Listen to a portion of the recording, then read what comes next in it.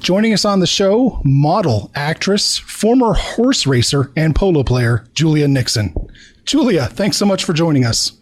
Oh, you're so welcome. Thank you for having me on your show. Oh, yeah. So according to what I've read, you went from model to Shakespeare to Rambo.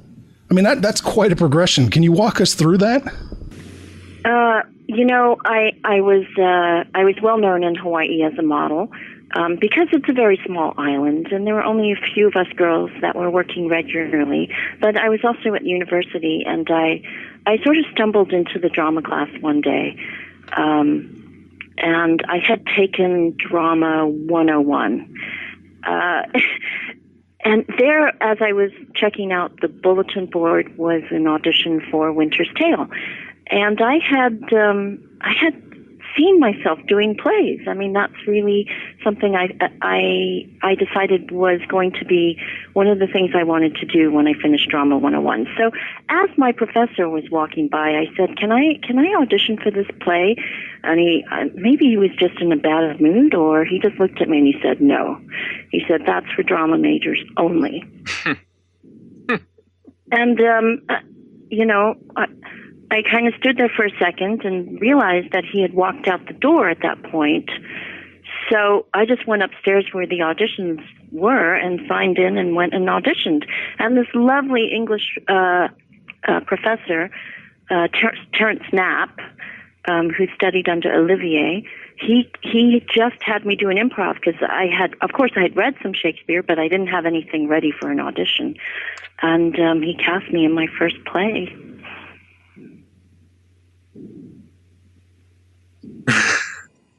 I played a maid, so it wasn't anything it wasn't anything grand. And then I did a whole series of plays with Terence, who sometimes was starring in the play in community theater, and sometimes he was directing it.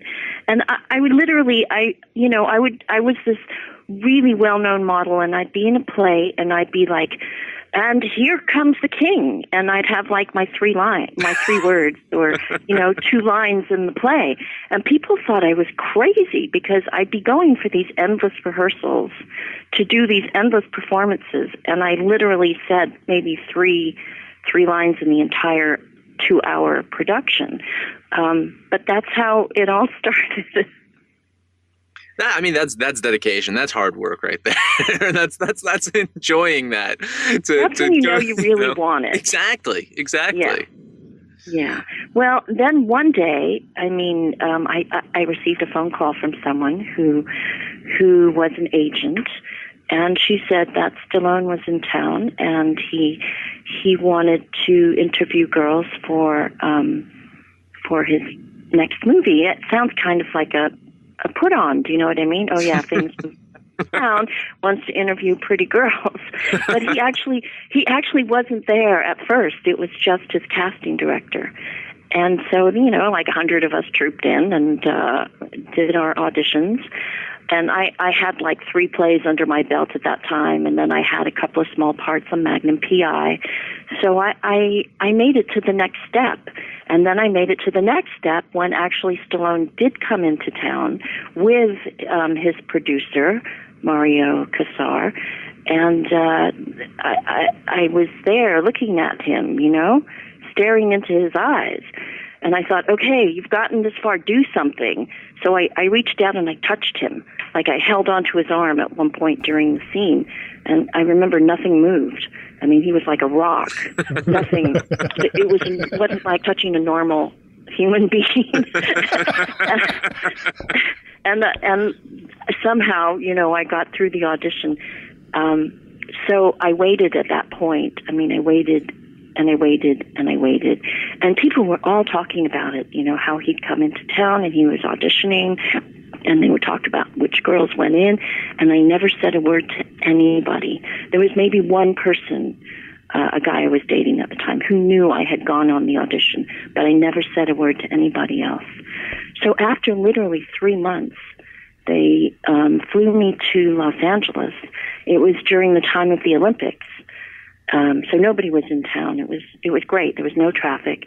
And I did this huge screen test in costume. There were another 4 or 5 girls from LA that I was auditioning against. And they put us in our black pajamas, and they had us do a screen test. So after we did it, they said, well, maybe we should do a personality test as well. And I was terrified because I didn't know if I could open my mouth and say things that were not from a printed page, on camera. So I said, well, I prepared another scene, so maybe we could do the other scene. And they went, okay. And I went, thank you, God. I think that's literally why I got it, because if I'd had to have done a personality test at that point, I was so nervous. I don't think anything would have come out of my mouth.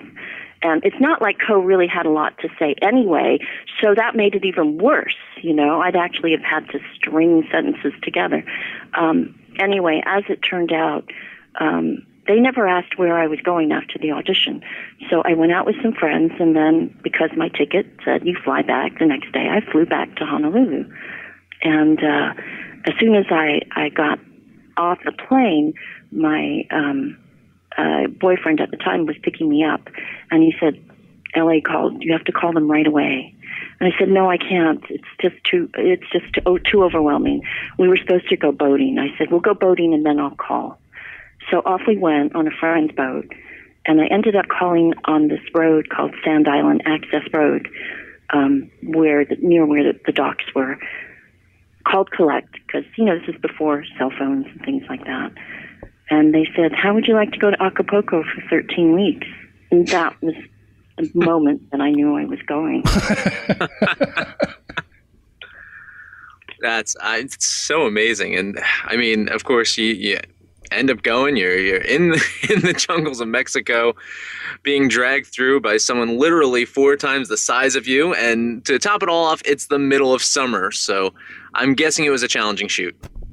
I was used to heat, being raised in Singapore and doing a lot of sports in Singapore, and then trying to pretend I was cool and beautiful in Hawaii, with the sun beating down. But yeah, it was interesting because we didn't have very good food, and this was 1984. There was tourism in Acapulco, but people did tend to get very ill. So we were constantly running to the restroom. Stallone was probably the thinnest he's ever been in any film, and it kind of worked in our favor because we were supposed to look lean and mean, right? But it did make it a bit challenging. And every day you'd go to set, and there would be this stringy chicken and rice and beans and tortillas, and that was it. This was a film that was done out of the United States. So there were little things like food and lodgings. The hotel lodgings are fine, but staying in the little honey, they call them the honey trailers. I haven't been in one for so long. Because now I get a bigger one. But back then, when you're new, they stick you in these little trailers where it's literally, you walk beside this little tiny bench, that's your bed, and then there's this little bathroom, and the whole thing smells like a bathroom. It smells like a sewer. Oh, God. And then I was trying to be nice and sharing it with my stunt lady, who did that fall backwards into the water for me. And it was challenging, but you don't complain when it's your first movie. You're just really excited to be with this cast of 1,000 people. Yeah, it's just a giant movie to kind of just jump into on your first go, essentially. And you also had a pretty important pivotal scene. You had a death scene, and that's something that a lot of people don't always get on their first film. How did you approach that? No, well, guys do more than girls. Lots of guys have to die pretty quickly because that's how their career goes. They play bad guys, and that's how they kind of break into the business before they get to be the hero. But you're right, girls don't. And the scary thing is they have to put these squibs on you. So you're just hoping, that they put them where it goes out and not into your body, because it's a little bit of gunpowder. and you're tied up with these cables, wires, and the special effects guy hits a button, and then boom, out they come, and then you have to move your body as if you've been hit. And then there was a fall backwards, and literally, they said to me, "Do you want to do the fall backwards?" And I looked at this pond, and there were like 3 huge rocks in there, and I said, "No, that's okay. Simone can do it." So, no, my stunt lady does it. I swear, I think she held her nose as she went down, because you can see her hand go up to her face. And God bless her for doing the fall for me, but that was not me doing the backward fall. There's been a lot of speculation, over the years, and even a few articles declaring that Stallone really was the one directing Rambo: First Blood Part 2. Now, obviously, you were there. So, from your perspective, was it Stallone or was it Cosmatos? Who was directing Rambo 2? Cosmatos? Yes. I think I'm going to defer to the fact that Cosmatos George was not an inexperienced director, and he had done the movie with Richard Burton, Omega Man, I think it is, or I can't remember the title of that. But later on, he did Tombstone, which was a highly critically acclaimed cult film. There were things that I didn't understand, it being my first movie, because when we went to set, it seemed like the first AD was saying camera goes here, here, here. But now I know that those are preset. Those are all preset. Like, they decide where the angles are going to be. Of course, Stallone had a lot to do with it, because he had a lot of power on the film. But I don't want to take that away from George. I mean, George passed away, a few years later. He did a wonderful body of work. There were things that Stallone definitely took charge of. I mean, even me, we walked up to the pirate boat, and I said, "Well, there's no guards watching out for us, as we walk up." And Sly goes, "Yeah, you're right." So he stuck one, up in a tree, so that as we walk, the guy's looking down at us, letting us pass by. Little things like that. I mean, Sly is very good at action. Very good at, I don't know how much of the action scenes that he contributed to, because he did partly write the screenplay. But yeah, that's all I'm going to say on that. Gotcha. Yeah, well, no, as you mentioned, yes, Stallone was involved in pretty much every aspect of it. The original draft was James Cameron's script, and Stallone, said to James Cameron, "It's like, yeah, well, I'm going to take this, I'm going to turn it into something else," and that's what he did. It was his movie, really. I mean, there was a scene that Cameron had written, where I'm looking at some orchid that's grown out of the ground, and I say something about how this orchid, this flower's been nurtured from the blood of soldiers that have died, and Sly's like, "No, that's not in it."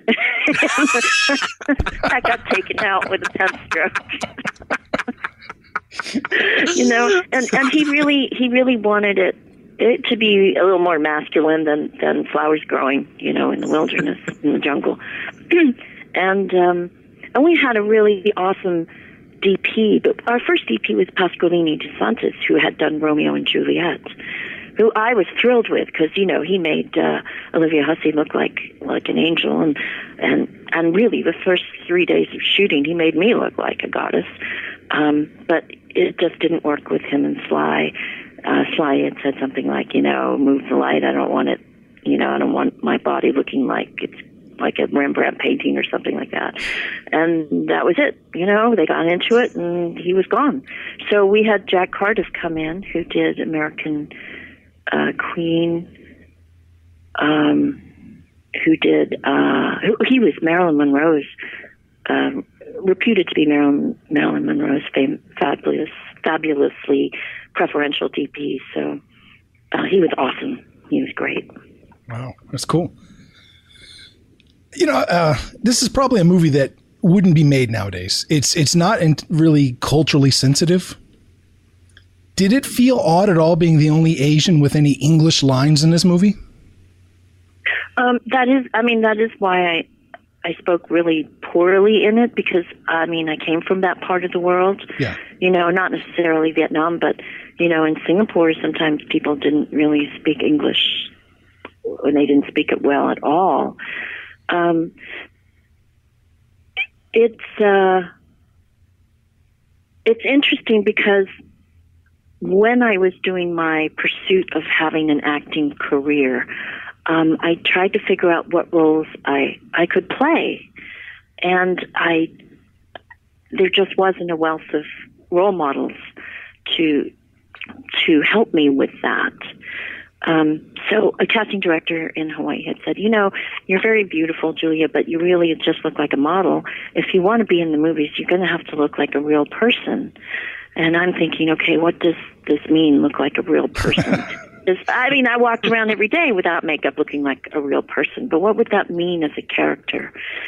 So I told my friend who's a photographer, look, I'm going to hire you to do some shots of me, and we're going to make me look like a real person. And I went shopping, and I bought this tatami, one of those mats, those straw mats that people used to take to the beach in Hawaii, but they use them in houses in Southeast Asia. And I put it down, and I had bought some black pajamas and one of those coolie hats from Chinatown. And I placed myself on this mat. And it's really a stupid picture because I'm in a studio. It's not even outdoors. But I've got my basket of fruit and my papaya, my pineapple and bananas and papaya. And I'm sitting on this mat in my black pajamas and my coolie hat. And my photographer friend takes these pictures of me. And I go, okay, that's it. That's my real person look. But I have to tell you, 3 months later, I was in the jungle wearing this coolie hat, and black pajamas. And I had my AK-47 instead of a basket of fruit. So it wasn't strange to me because that's really kind of what I came up with.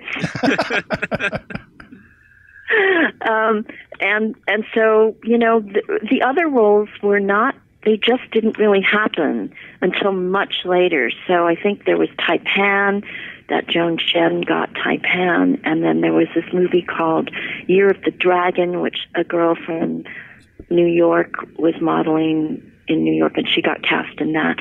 There just weren't very much for Asian girls at that point.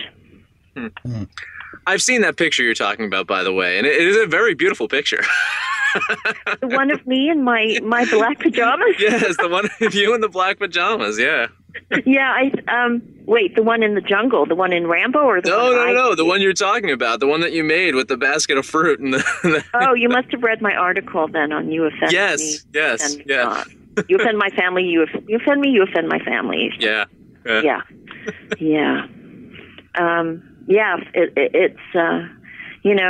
and there's another thing I brought up in that article that I had written is basically the movie is what it is. If you look at First Blood, which was it's very much a cult film, First Blood, because it's such a small, intimate portrayal of a Vietnam vet who's had his life turned around on him when he comes back, and becomes the enemy. And then Rambo is sort of you can see Stallone and the producers going, well, okay, we did that intimate movie. Now we're going to do something that's bigger. We want to do something that lots of people are going to come see. We did the cult classic Small Hit, and now we're going to do something that, is going to pack an audience in. And it really was. It was the second biggest movie of 1985. It's huge. No, it was a huge movie. It did really well in the theaters. It did really well on VHS. It was a blockbuster, And one of the things it wasn't was a critical darling. It was not well received by the critics, even though the masses just went there in droves. And in fact, the article you were talking about, you were joking about your Razzie nominations, and I guess it was a blessing that you didn't win them. It was a victory. I guess so, because there's other really good actresses that have won Razzies.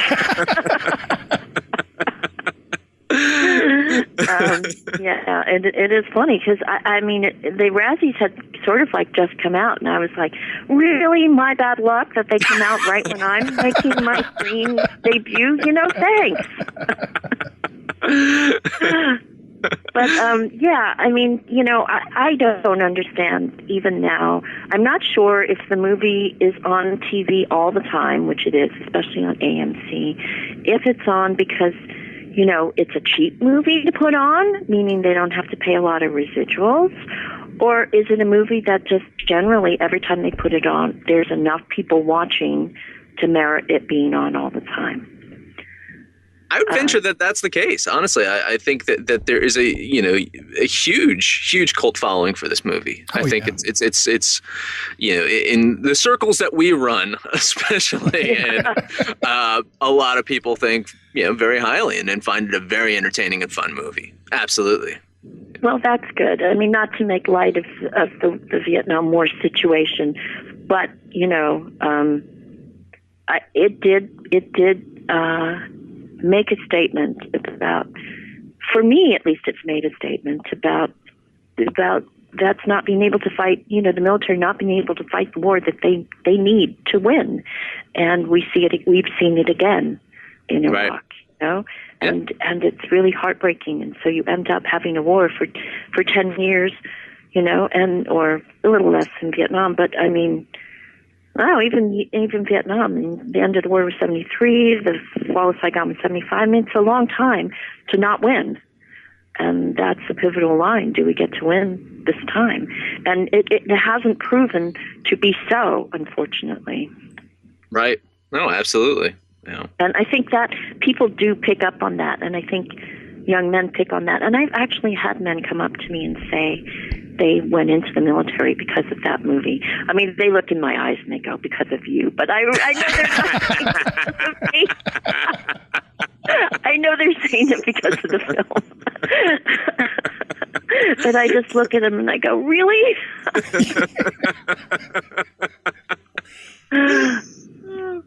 Oh, that's so great. You're sending people off to war. You're protecting this country. Yeah, not many of them, but yeah, I mean, I think our guys get a raw deal, Oh, absolutely. Yeah. They're our heroes, and they have way too many rules they have to live by, and they're run by way too many people that haven't a clue about what's going on there. Yeah. I mean, that's... my background is history. Funny enough, that's what my degree is in. So I've seen it over and over and over again. It's the same story, just different decade. Yeah. One of the ironic things I find about this movie is there's a piece of dialogue between you and Stallone where he says that he's expendable, and then of course 25 years later he's making this movie called The Expendables. Do you think that the wheels for that movie were already churning in his head that far back? He says this line, he's like, huh. He starts thinking about the movie at that point in time. No, I don't. I really don't think so. I mean, I think he really kind of picked up on that and made it a catchphrase. I mean, that's the most famous line of the movie, really, other than "Do we get to win this time?" And it's the one that people associate with my character, that scene particularly, but those words. And he's just, he's got a gift, and he learned and developed this gift very early after Rocky, and that is how to really become a star. There are many of us actors, and we're pretty clueless about how to become a star, but he really could write a book about it, and that's one of his abilities, is to take that phrase and to make a movie out of the characters that are like Rambo, who they go off to war, and if they come back, there's not that many people that miss them, and that's how he did it. I mean, I think, personally, I mean, I did see Expendables. Obviously, I wrote that article about that experience, but I've always believed that he would do better to stay with a more intimate portrayal. The bigger the movie gets, the less real it becomes, the harder it is to take seriously. That's my point of view. So I guess I was lucky to be in one of the films that, it wasn't quite as blown out as The Expendables are. But he's a very smart guy. And he's very well versed in history and art, and he learned very fast how to become an icon. Much of your time, but I do have a couple questions that are not Rambo related, because I have to ask.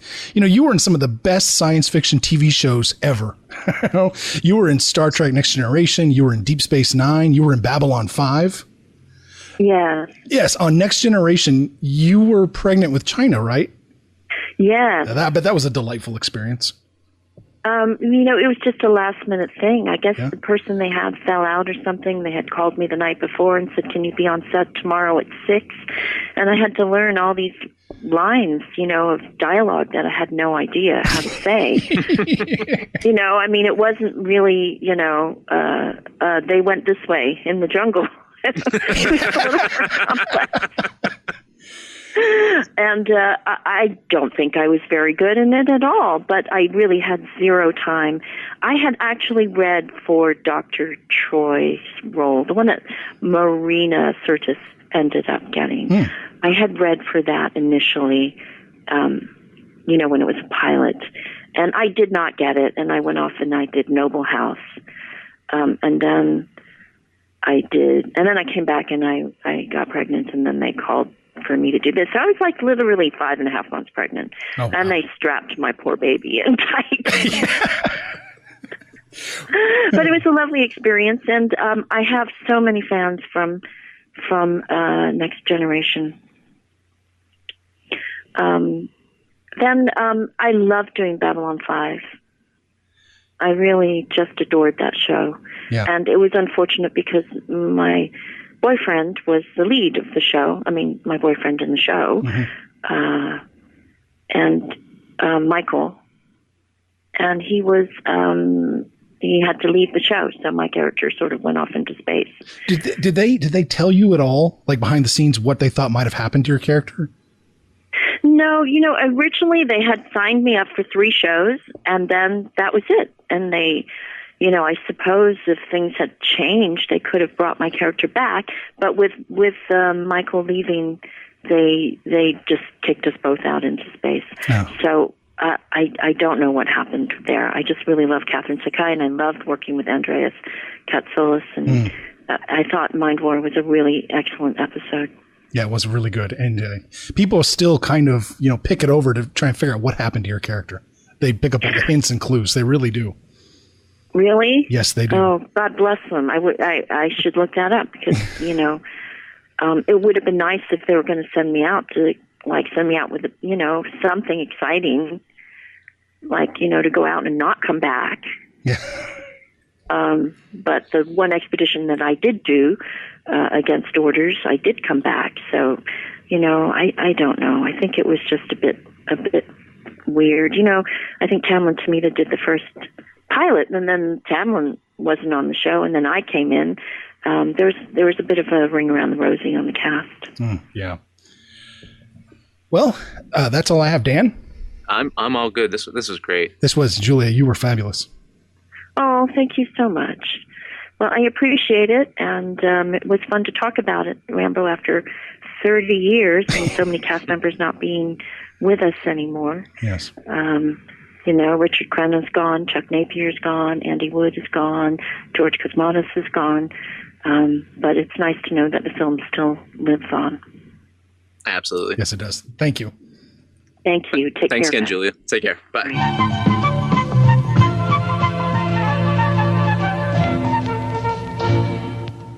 All right, Dan, what'd you think of Julia? Great stuff, man. And it was some of the stuff that I echoed earlier about, in a way, history kind of repeats itself with these wars. And I thought that was kind of a bombshell when she said that. It kind of took my breath away when she was talking about those things. And she's right. It's all the same. It's different time, different area, but it's all the same. So it's pretty fascinating and a great insight. She's got a good memory. I'm glad she's got a good memory. She remembers that stuff like as if it was yesterday, and excitement in her talking about this film, and working with Stallone, and hey, her her stance is that Stallone didn't direct the film. He was heavily involved, but he didn't direct the film. Yeah. So I take her word for that. She was there. I wasn't. Right. She was in the shit. Yep. Yeah. No, I agree. It was interesting. I definitely think, obviously Stallone had a lot of power. Of course. It was his. What star doesn't have exactly power? Yeah. Right. Yeah, but she brought it. Wow. Great interview. Great interview. I really enjoyed that a lot. Yeah. That's all I've got. Yeah, same here, man. No, fun movie. People check it out.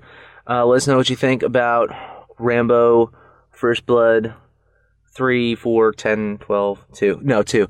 First Blood, Part 2. Tell us It's a what you think. continuation of the blood that the Vietnam shed, right? First Blood. Yes. It's just the First Blood, and it's just continuing. The First Blood never stopped. I was joking before. Oh, I thought it's not a Second Blood. I thought you were seriously worried that Rambo was a hemophiliac. No. Okay. No. Well, on that high note, we are closing out this episode of the Movies and Stuff podcast. That's right. We'll be back next Wednesday with the Minnesota, where Dan and I tackle the major issues of life, politics, sports, and the functionality of NES peripherals. Is it going to be animated or no? I don't know. Well, I'm still negotiating rates with the animation team. Move the studios to Vietnam. Yeah, right. I got nothing else. What's your final words? Man, to survive a podcast, you have to become a podcast. Truth.